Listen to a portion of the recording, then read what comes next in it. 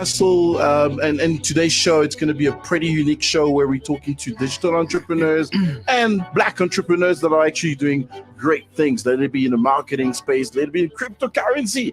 This buzzword is coming all the time these days.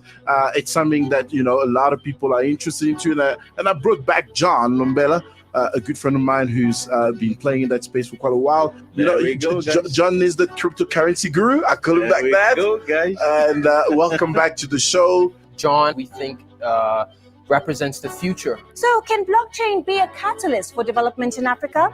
Here is our interview with John Lombela. John Lombela will talk to us about how hedge funds are navigating the market conditions. I've seen some amazing people who are already working on phenomenal opportunities.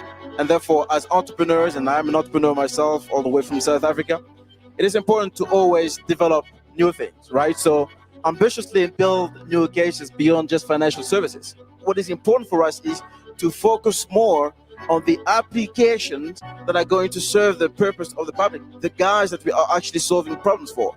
So those are the things that we need to be able to focus on. Take a leap of faith. Make sure that you review your blockchain with the peers and your application to see if they are blockchain ready. So it is really exciting times.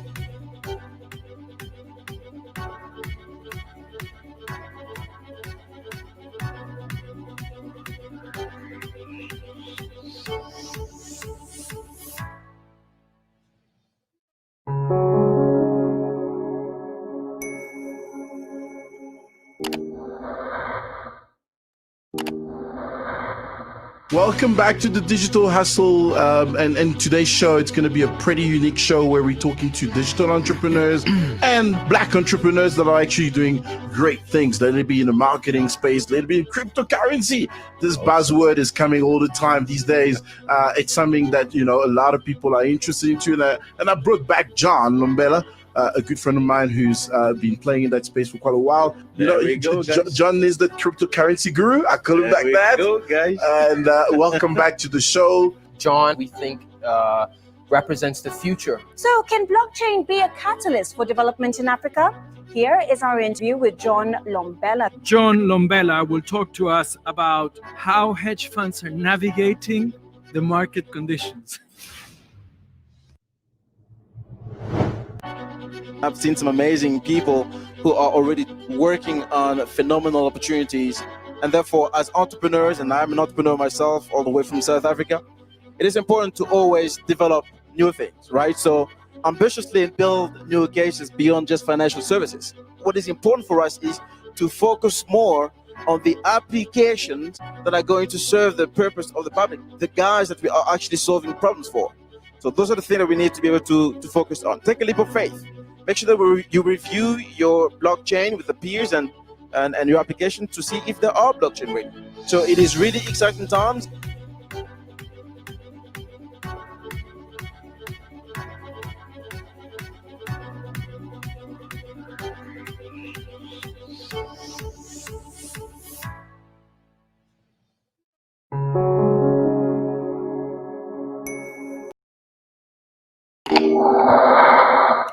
Hello, and welcome to the show. This is another edition of our Monday Redefine Your Hustle. And today, pretty much, I am really excited to bring somebody very special who is going to talk to us about everything in the fashion industry, guys. Well, yeah, Redefine Your Hustle is certainly something to inspire people. We don't just talk about technology or money and anything like that, but we talk about everybody's experiences, the hustling journey. It doesn't matter where they're from, whether they are from Nigeria, South Africa, the DRC, you name it, Kenya, Somalia, I don't care, Iraq.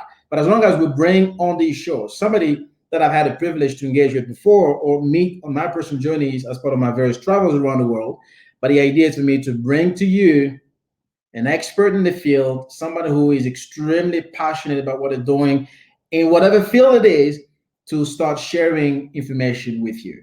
I'm quite excited today to bring the one and only lady from the DRC, and her name is Tina Lobondi. Come on, Tina. Wow. But I know you speak French. That's amazing introduction. I loved it. Very good. Thank you. But at the same time, I know you speak English, all right? And Yeah. before you get started, and folks, please, wherever you are joining us from, if you are on Twitter or on Facebook or YouTube, I'm not even sure if this thing is really broadcasting on YouTube today, but wherever you are from, just put a message below and tell me exactly which country you're dialing in from. Whether you're in Paris, whether you are in the UK, whether you are in the US, where Black Lives Matter. And we are going to talk about Black Lives Matter as well in this particular conversation, because I know that Tina is very, very much into the whole Black Lives Matter. But essentially, the whole conversation we're trying to have today is one that will inspire you in your own journey. So please give me some heart, like, comment, share, prepare your questions, because we are going to speak to the one and only, but Tina Lobondi. Welcome to the show. Hi. So where do we start? There's so much to talk about. Of course, there's so much to talk about, and we've got just about an hour on this particular show. So the idea is to bring as much nugget as we can. So feel free. This show is about you. I'm exposing you on the public domain. I know you are in the, one of the diaspora. You live in Paris and you've been in the UK and so forth, but you come from Africa, just like all of us, right? And I want you to be able to, and on top of that, you are a lady, a woman. So I want you to today open up, talk from the bottom of your heart and engage with the audience, because hopefully we get to have some questions of people who are of your industry, and perhaps would like to understand quite a few things. But you know what? It doesn't matter the industry for me, really. What matters is what you do in your field of expertise, the things that you are quite excited about, the things that definitely make who you are today. And by the way, guys, please give me some heart, share, like, invite your friends, start a watch party. Let's have it party, folks. Let's have a party, y'all, and make sure that we really. The sun is moving on my face. Jeez. You see, you have the sun. I don't get the sun. But it's okay. So I mean, all right, so go ahead and talk to me about who you are. I know she's an entrepreneur and she's a founder and chief editor of Esimbi Magazine. And also, I would like you to explain to the audience what Esimbi means, because this is an African name, but I know it comes from the DRC. But you know what? Please go out there and tell me and tell the audience, who are you? Who am I? I have no idea. I think who are you? It's a very complicated question when you're still in your 30s, because we all still kind of like searching for ourselves, searching for who we want to be, what we want to achieve. And what I've realized with time is that every time I set a goal, as soon as I reach it, then I want to know what's next, So the who are you? It's, to me now, it's a very difficult question. I don't know. I think I'm a young Congolese woman who has a lot of dreams, a lot of ideas. I want to achieve a lot if I can, in the term, in meaning that, I've been in fashion for 13 years, but I always wanted to do more. I didn't want to be an entrepreneur because I didn't know what that meant. I grew up in a small village in the east of France. I think do I need to close these blinds? I thought that would be perfect for the light, but I think that was a bad idea, actually. That's great. That's great. Yeah. Yeah. So I grew up in a small village. I came from Congo to France when I was 8 years old. Okay. So all these terms, like, you just described, like entrepreneurs and things, these are not, I wasn't familiar with them. But then now as an adult, I realized that, for instance, my grandmother was an entrepreneur because she worked for herself. She had a husband, but she had so many different businesses that brought her money. And there was no words to define that. So for her, if she was still alive and I told her you're an entrepreneur, I think she would just be laughing, because like, nah. So that's why maybe I don't know how to kind of like define what I do. But I'm a fashion designer. So this is what I studied at school. I did study in France and in London.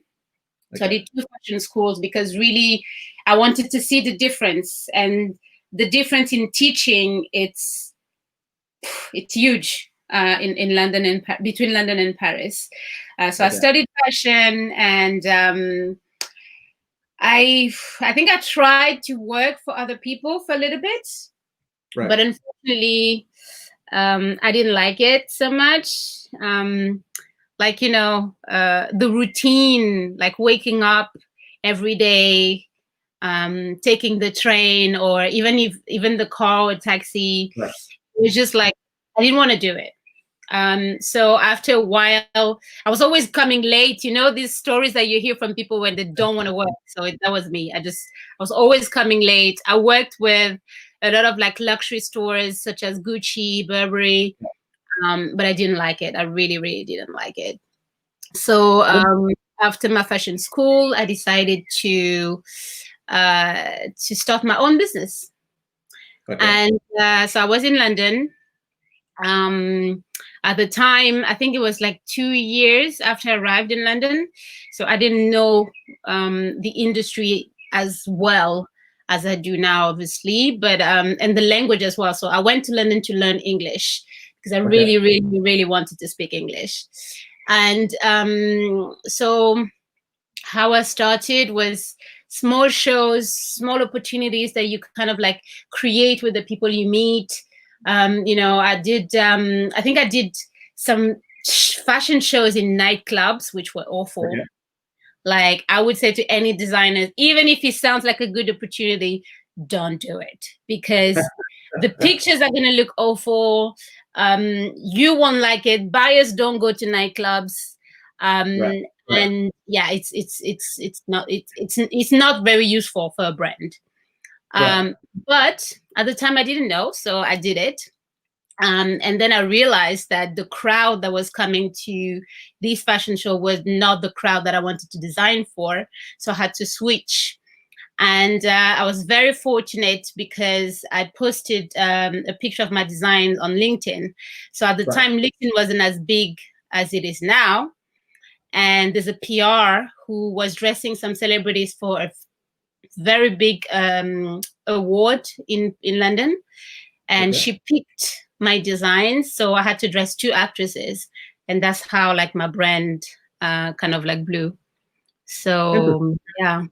So let me ask you this before we start talking about your brand and your journey. What led you to getting into fashion?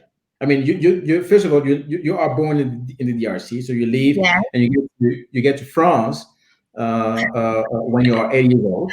That's a good village, but you decide to actually go in a fashion school. So why fashion? Why did you go into fashion? Okay, well, I don't know.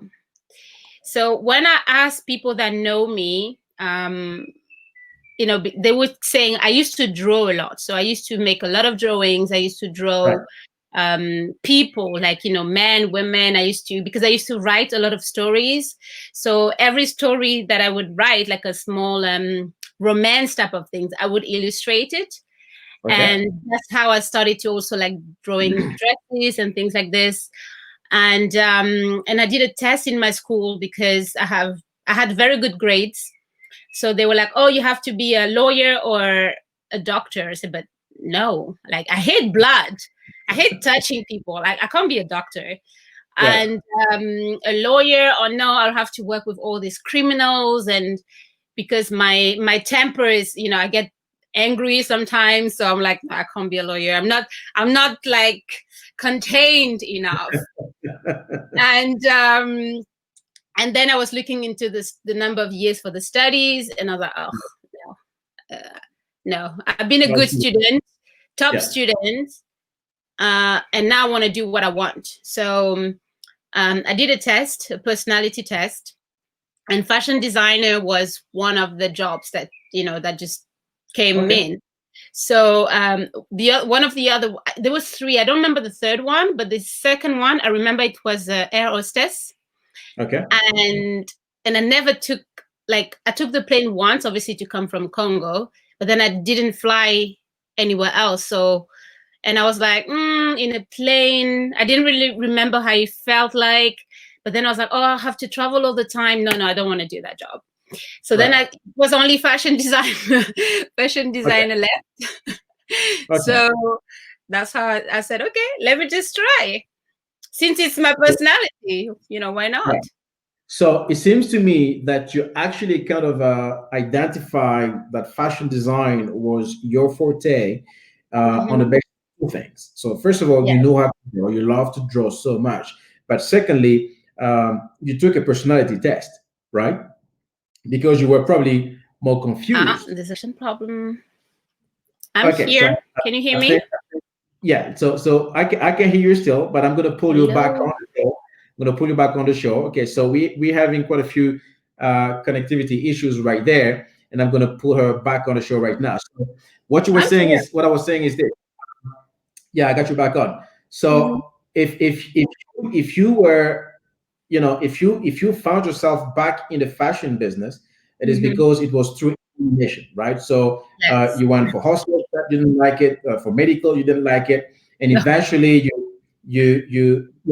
the fashion was the only thing. But also you were pretty much a well, should I say designer? You love to design, you love to draw things. So would you recommend to people who are trying to get by, who are confused about what they want to do in the future, would you recommend that they go and seek a professional advice, or they go through a personality test like you've done for them to identify who they are, or do you think they need to be able to take as much risk as possible in the journey? What would be your recommendation on that? Okay, for someone who has taken a lot of risks, like in the past years, I don't know anyone else that has taken as many risks as I did. I would not recommend it, although it helped me grow up to the person that I am today. But if I had to do it over again, I wouldn't do the same things. What the advice I would say is, if you can find out what's your passion. The thing is, I didn't know what was my passion. I loved music and I love to draw, but when you come from a village and you've never seen anyone becoming a musician or an illustrator, like these are not even jobs that are available on the book, So even when I said, like, literally, this is what happened when I said I want to be a designer. I was called into the principal's office. Can you imagine? So the principal called me in his office to tell me that was the wrong choice, that because I had good grades, I had to do something basically more intelligent. Like fashion was dumb to him, so I shouldn't do that. So to me, there was already a risk, going into designing and learning. So they didn't want to tell me like which school I had to. So I had to look for a school. I really had to, and because I wanted to prove them wrong, and this is what drove me to work hard, because I was like, no, like fashion is a job and I'm going to prove it to you, and I'm going to do it, and then I'm going to succeed. So, and now when I'm thinking about it, maybe those were not the right motivation. I was discovering myself. So I loved, like, fashion had a lot of elements that I love to do. I love to create from nothing, and living in a village, I used to write, I used to create, like all this craft thing. I used to do that. I was very good. I'm very creative. So I think anything creative would have been good for me. But when I speak to people that grew up with me, that's not what they're saying. So to them, I was very much passionate about fashion. So they were saying that I was drawing all the time. I was looking at fashion TV all the time, and I had no recollection of that. So I'm thinking maybe my brain is kind of like fooling me a little bit, and that maybe I've been doing everything that falls under the line, but I know. Okay, Yeah. so your line is a little bit disconnecting all the time today. So I'm going to pull you out. And ladies and gentlemen, what we are doing right now is obviously talking to Tina. And the next question I'm going to pull out is to essentially dive into an understanding of what it took her to building a luxury brand, because Tina mingles with a lot of luxurious people, especially when it comes to the fashion industry. So, Tina, the one thing I want to talk to you about is this. Can you tell the audience the journey you took for you to go from, discovering yourself and to being able to build your personal and luxury brand? When I look at your website, for example, look, it's all about luxury. It's all about the shows that you do and all that kind of stuff. And you have over 40,000 people following you on Facebook. Mhm. 40,000 people. And I've seen on Instagram that you always connect with a whole bunch of celebrities. Yeah. You are a clothes, you are a Chanel, you are a Gucci, you are a Louis Vuitton. Tell me a little bit more about your personal and luxury brand. Can you tell me about that, and how did you build yourself to getting into that particular circle? Okay. So in terms of the brand, obviously, because I was building the magazine in the past 2 years, so I took a little bit of, I took a 2-year break in Okay. fashion. But prior to that, I think for me, it was just very clear in my head. I knew the type of people that I wanted to work with. So, and I'm a people person. So when I want to speak to someone, I will speak to that someone. It doesn't matter who they are. It doesn't matter if they are, I don't know, Bill Clinton or whatever. I would send an email, and if they answer, then I will follow through. So this Right. is how I've been, for the past years, for the past 10 years. And I think Right. that's what got me so many celebrities, because even with the magazine, sometimes we send this email to the biggest rapper at this time in Senegal, and my team was like, but he's not, is he gonna say yes? I say, well, if he says no, then he says no, but you need to go with your guts. If you want to speak to someone that you feel like they're not accessible, then that's your mindset. It's not theirs, because they don't know you. So Right. you have to be to believe in the words that you're saying. If I have something that I know will be good for for Will Smith, then I'll make Right. sure I formulate it good enough for him to find it attractive and say yes. So I think that's all. And also the advantage that we had is that we have accreditation for the official fashion weeks. Okay. So when we do cover events for the magazine, then I meet a lot of people. And these type of events, unfortunately, there's not a lot of African people. And I think it's because we don't dare to be rejected. And sometimes you just have to dare to be rejected. And if you're rejected, it's fine. You can't be accepted by everyone. But I don't kind of like restrict myself to that. When I want to go somewhere, I just go. Would you say, look, it's a very interesting topic that you just mentioned right now. Would you say that these groups are exclusively restricted to a certain category of people, or just the European? Or would you say that the Black folks, the African people, find themselves not necessarily worthy of being a part of that group, or they're just not daring enough to engage? I mean, you took the courage to start engaging and sending emails because that's exactly what you wanted. You wanted from the onset that, you know what, I want to meet a celebrity. I want to work with these guys. I want to meet Louis Vuitton. I want to meet the owners of these luxury brands, right? And you took that initiative by sending out an email first, reaching out to them. Would you say that we don't do that as an African people from the No. onset? We don't believe in I think ourselves. we're afraid to be rejected a lot of the time, unfortunately. Talking about the rejection, what kind of a people do you think that these guys accept or would be most likely to be mingling with, to be connected to? What kind of people do you think that would be? Mm, Is it guys with a lot of money, big pockets, no, big cars? I don't have a lot of money. I'm normal. I'm completely normal. I think it's how you feel about yourself. Like for me, when I go in a room, I know my value, you know. So it's not like I can be in a room full of millionaires. They wouldn't know that I'm not one. You know, I think it's something about you. If you feel like you're less, then people are gonna see that. Right. And that's how you stand out, because you feel like you're less. So for me, I think it's the state of mind. You need to be, maybe it's confidence. You need to have some kind of confidence in you and what you want, to be able to mingle with these people, because some of them, yes, they are mean and they will crush you, especially in the fashion industry.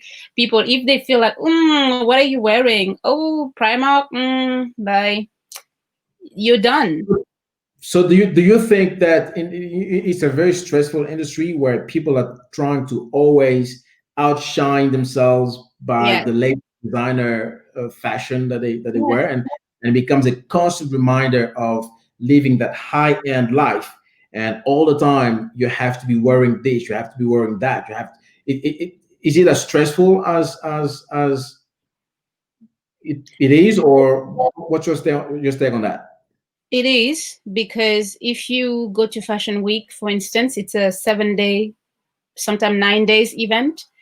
Every day you need a new look. And sometimes you need 3 or 4 looks per day. So it's insane. It's crazy.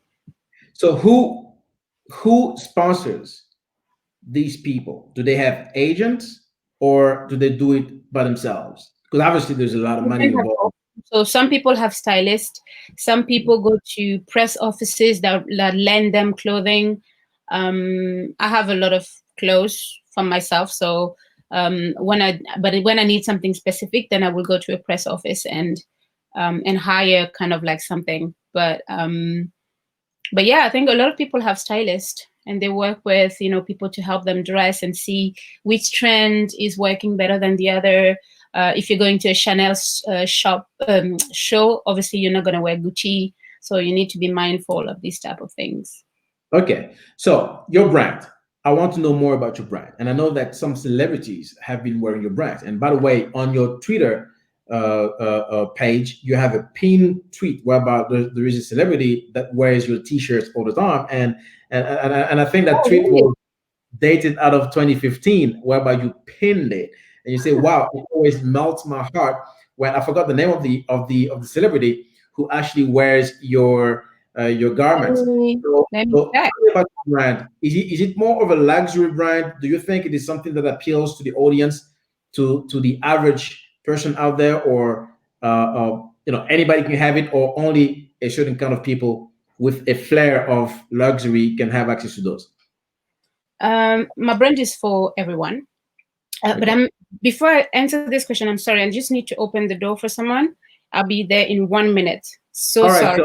So you do. I know you had to order the food though, so you go ahead and do that. The food is fine, but I just need to order to open the door for. You go ahead and do that. So just 30 seconds, promise. You go ahead and do that. I'm going to entertain the audience so far. So, ladies and gentlemen, so Tina is going to go and open the door. So you go ahead and do that. That's fine. And so as she comes back, we are going to carry on.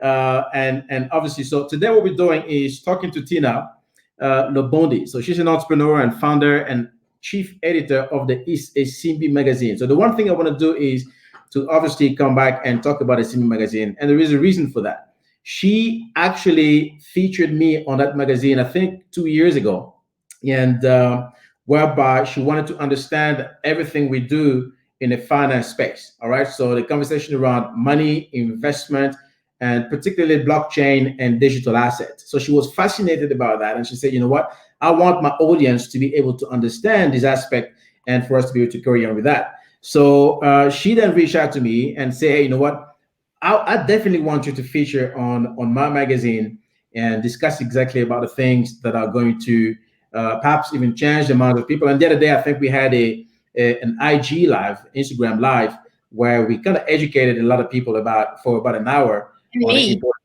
money and yourself too. And so where did you get the name Esimbi? Why Esimbi for your magazine?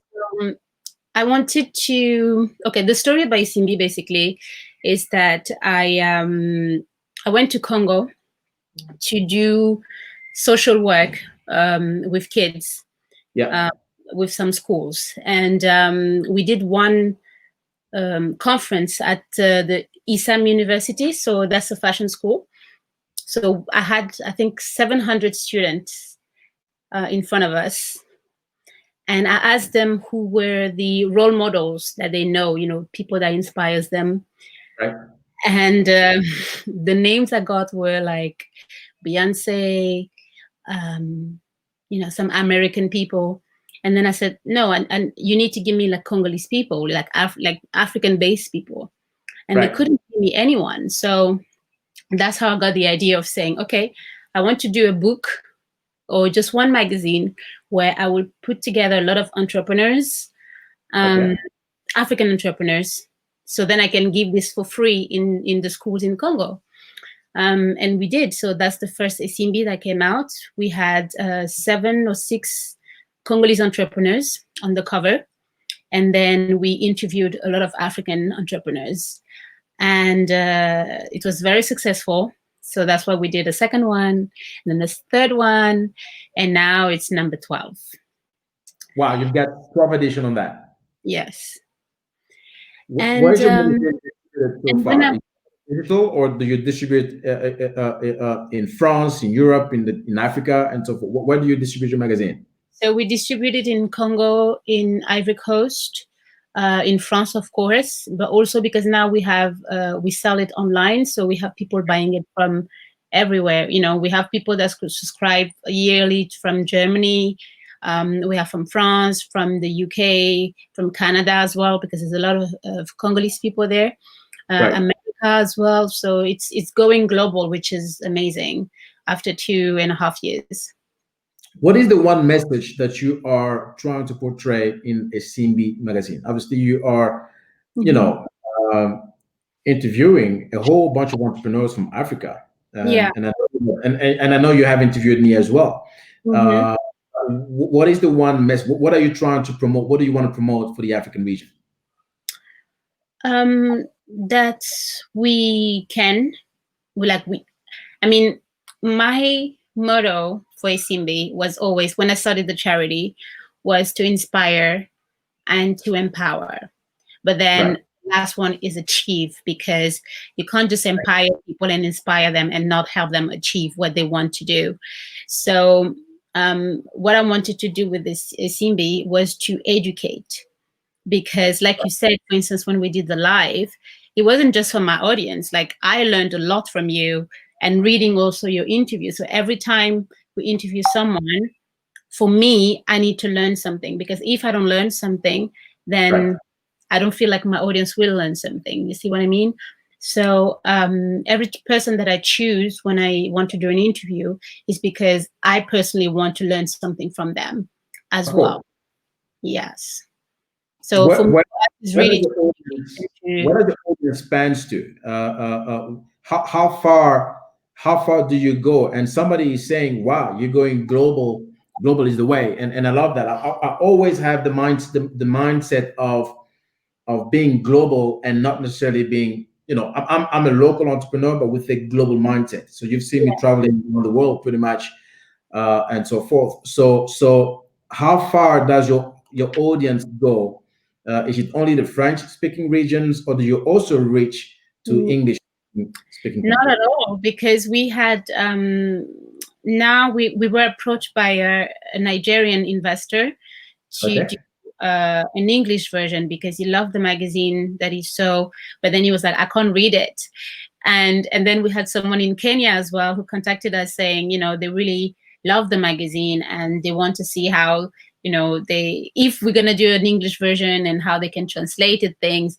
So for now, I just told them to translate it on Google if you go online, but then the paper version, obviously that's not possible. So we are talking about it, and probably, maybe if things goes well, next year we'll have an English version. But obviously that's a lot of organization.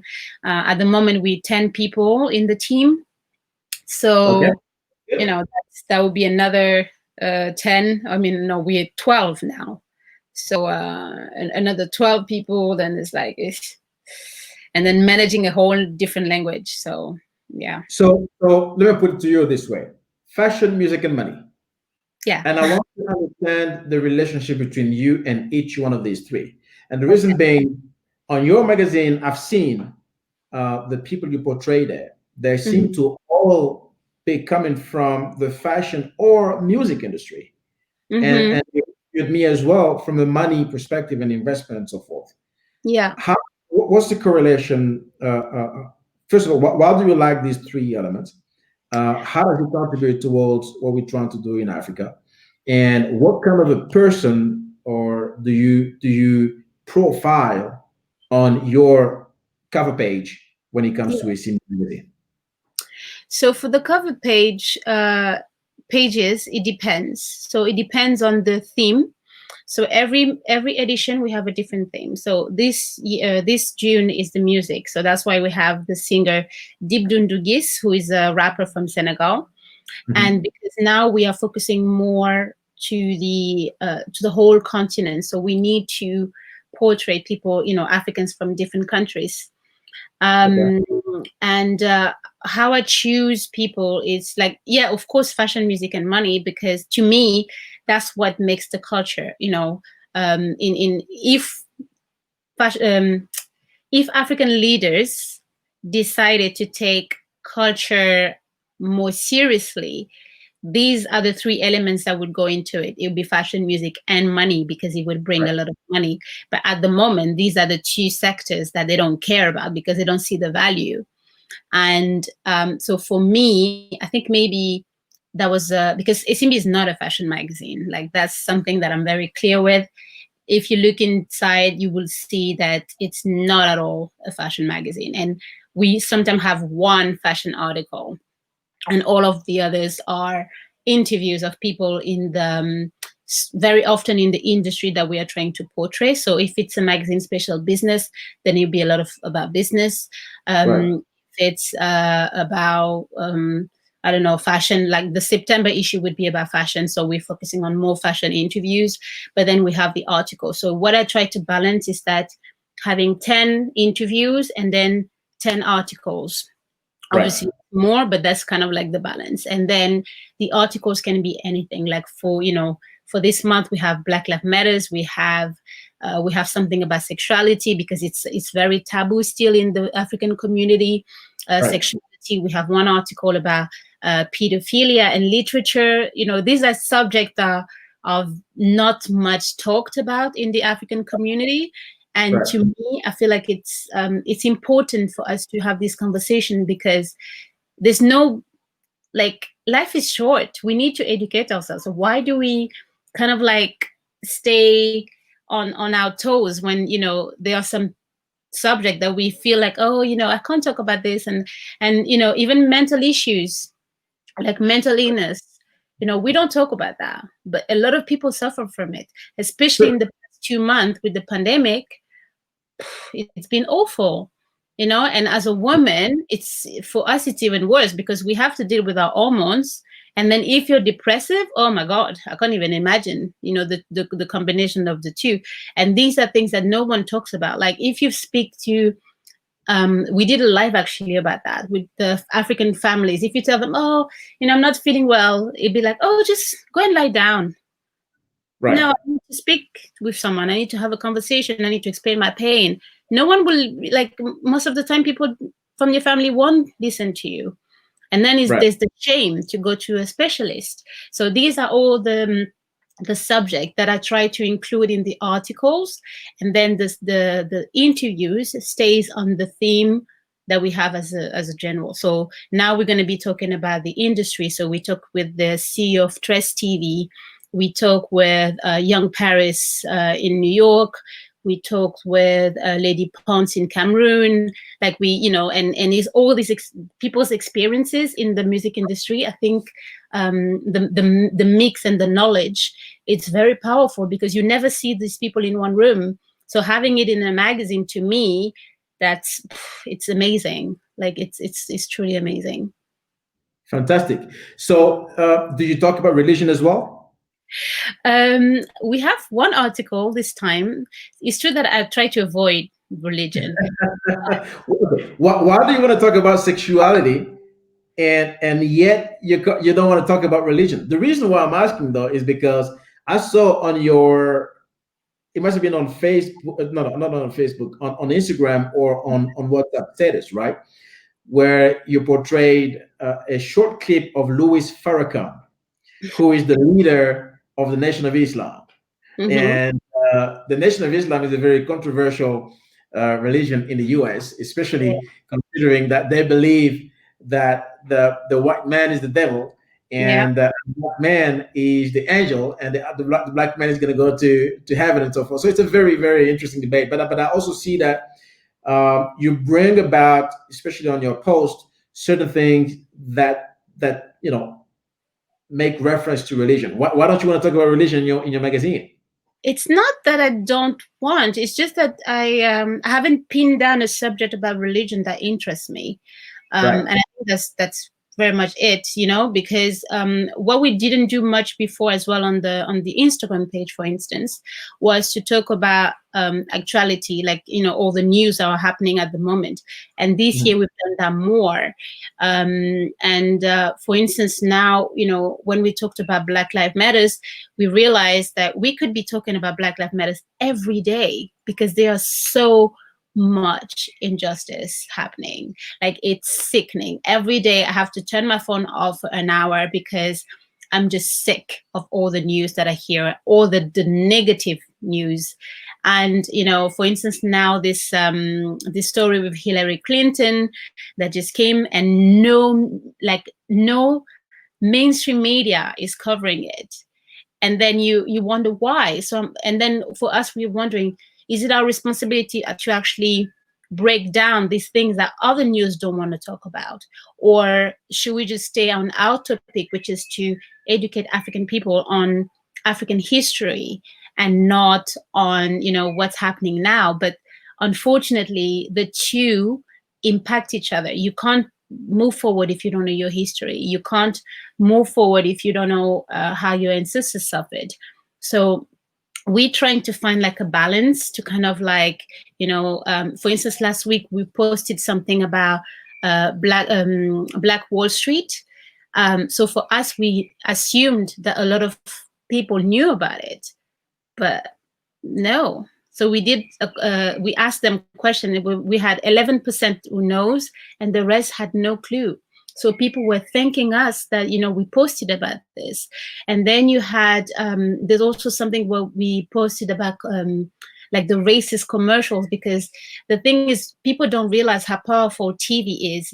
All the images that we get, all the the promotion of the things that are on your face every day, and you see, you don't realize. And people actually commented. They were like, "Oh, I saw this commercial so many times, and I never saw." And these are Black people. It's not even white people, So I think for us, the main thing is to do this, to educate and to open people's eyes, and then get them to find out on their own. If they believe us, is good. If they don't, then we just tell them, they can find out. They can, we want them to think. We want them to ask themselves questions and then go look for the information. So they don't have to believe everything we say, obviously. But we have the sources, so we make sure that we actually look for the information, for the real information, and then post it. Right. It's a lot of work. It's a lot of work.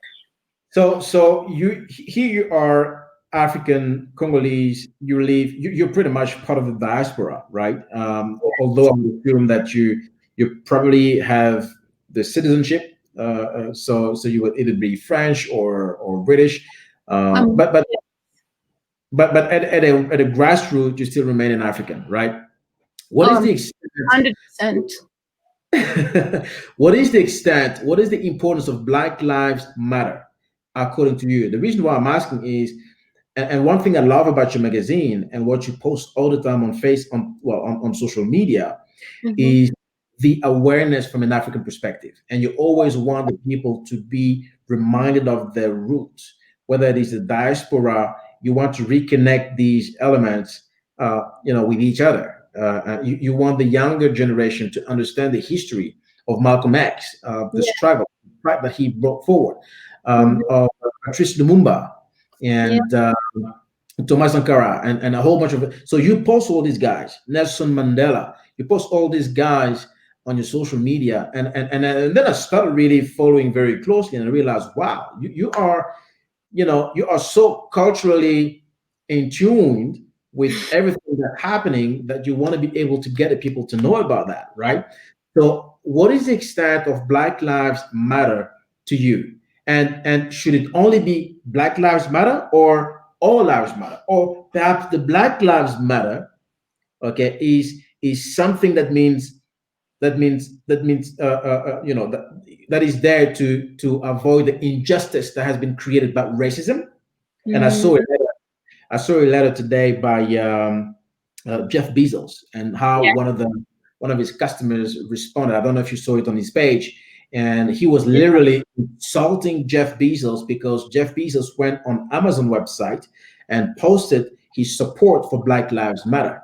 And this white customer sent a private email to Jeff Bezos, the CEO of Amazon and the founder, and first of all insulting him, calling him names, and telling him that he's going to withdraw his order, and that by the time he dies, so everybody else is also going to do so, and so forth. So what is Black Lives Matter to you, especially in the awakening of George Floyd killing and so forth?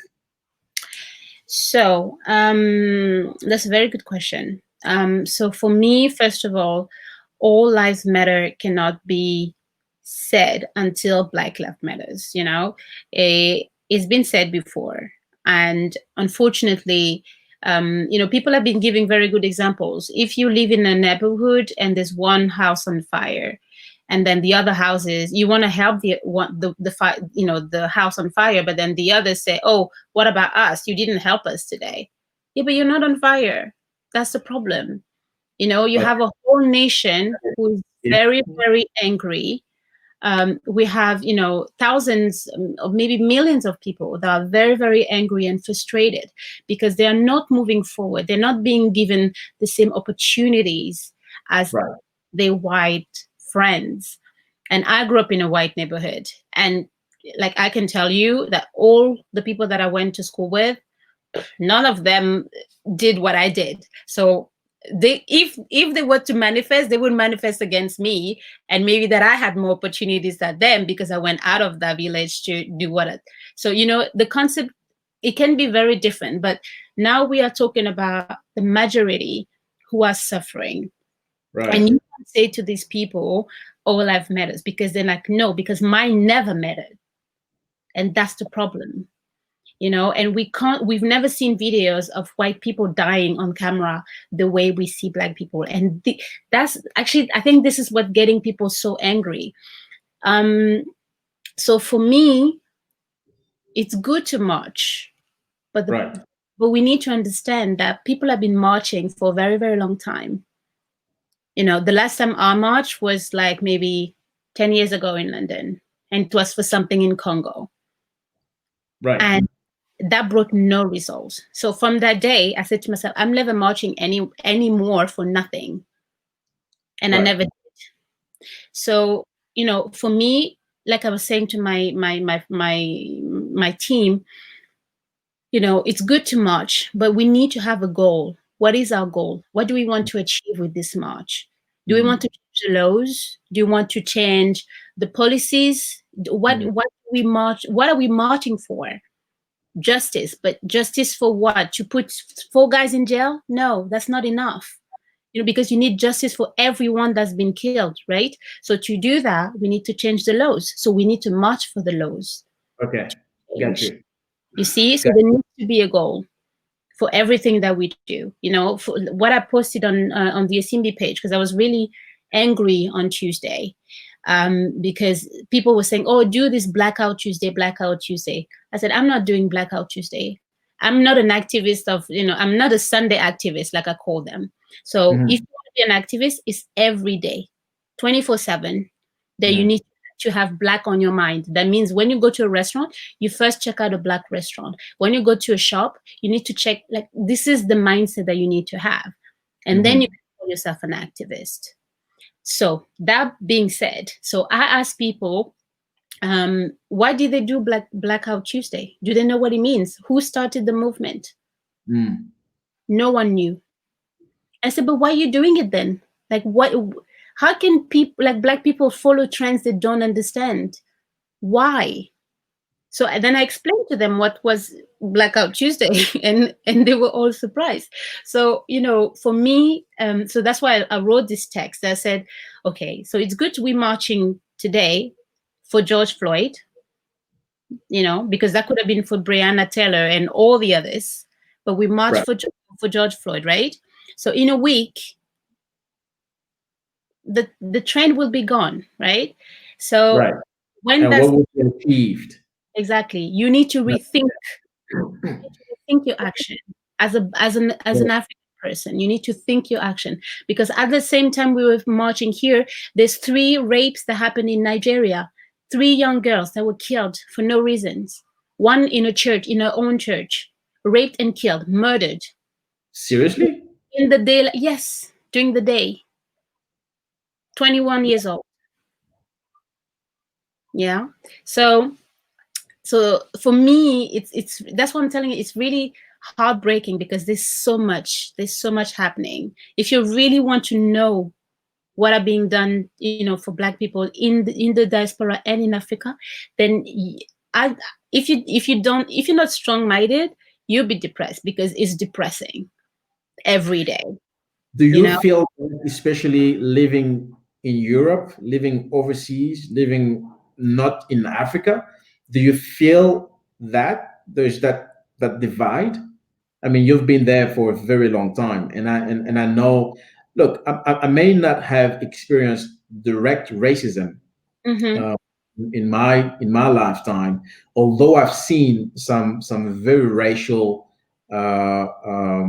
habits, maybe indirectly towards me as well. But I'm kind of an anti that person, and I deal with that. You know, a little bit differently. So, would you say? Somebody likes your mindset, and it's a beautiful thing. Thanks a lot, Seabee. You and I still need to engage on a call, so hit me up anytime after from tomorrow. But listen, so would you say that this is something that you would feel when you will see when you are in Europe? And also, can you tell me a little bit more? We've seen on CNN and television the Black Lives Matter march in Paris, and the reason why I talk about this is because you advocate for these things. You talk a lot about them, including in Esimbi Magazine.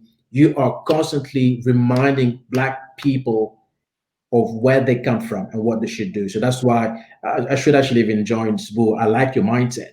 I like the way you think, because I don't think like that, right? I'm Black, but I don't think like that. I think a little differently. So can you tell me more about that experience in France, the marching in France and all that kind of stuff? How is that impacting the diaspora and African people?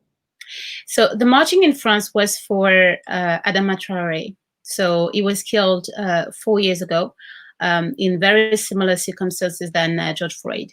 So people did march for that. But what I said to people, like to our audience again, is like, his sister started this battle 4 years ago, and she didn't have this support. You know, she's been really, really trying to get justice for her brother for 4 years.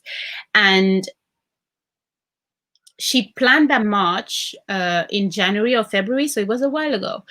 And not thankfully, but by coincidence, so this George Floyd movement also helped her get the 20,000 people that walked in France. But what I said to people that went to that march, I said, but why didn't you support her 4 years ago? You know, and this is what we think about. So this happened 4 years ago, and she was alone. She was always going. She had a small group of people that were there to manifest with her, to march with her. But now it became a trend. So, you know, to have this little thingy saying BLM, it's cool. Right. You know? Right. And that's why when I posted down last Tuesday, there's a lady that said, "Oh, I was minimizing the code." I said, "No, honey." Like, she was like maybe 19. So I said, okay, first, she's a child. I'm not going to argue with your child because we're not thinking on the same level. So this would be a waste of my time. But I tried to educate, with facts. And then she said, "Oh, the message was too long, but thanks." All right. Well, look, ladies and gentlemen, I think this is Tina Lobondi. I like her mind. She's a fashionista, but loves the fashion industry. She is also the founder and the chief editor of the Esimbi Magazine, where she's extremely vocal and she speaks her mind and she engages with a lot of people from around the globe on matters that pertain to the African region. So her magazine, Esimbi Magazine, go check it out, esimbimag.com, I believe. Is a great magazine. Yeah, it's a great magazine that is there. Yeah, okay, magazine.com. So esimbimagazine.com. Sorry about that. But it's a great magazine that is there to help the diaspora to remain connected to the African continent. There you go. So is that the current issue?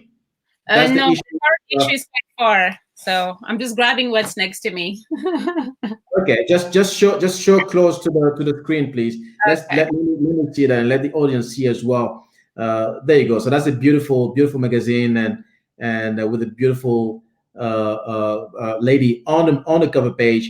And the idea there is to obviously portray these entrepreneurs talking about business, talking about Africa, and figuring out exactly what we can all achieve. So reach out to her if you have any comments or anything like that. But I thank you very much indeed, Tina. You and I are definitely going to continue talking. I certainly appreciate your time. Okay, so have a fantastic. Let me just can I add just one thing? Go on.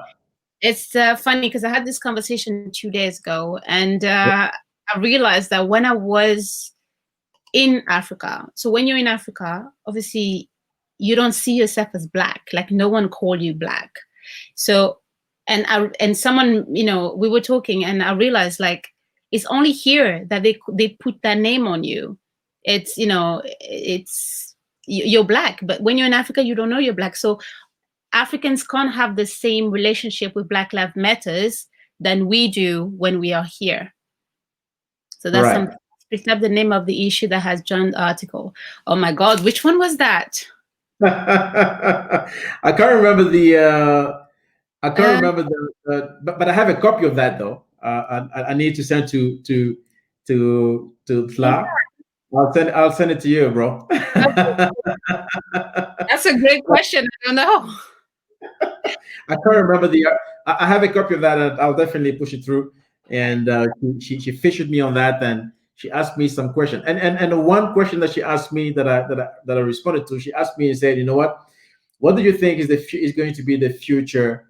I think the future of money or something. And I said 3 words: blockchain, cryptocurrency, and the last word was decentralized. Yeah, that's exactly what I mentioned on that particular topic. But that's definitely, and besides, we are seeing that with COVID-19 right now, a lot of people are chiming in on digital wallets and all that kind of stuff. And talking about digital wallets, I'm going to be bringing in on Friday, I'm going to be bringing in my good friend, Rudy Mukwamu.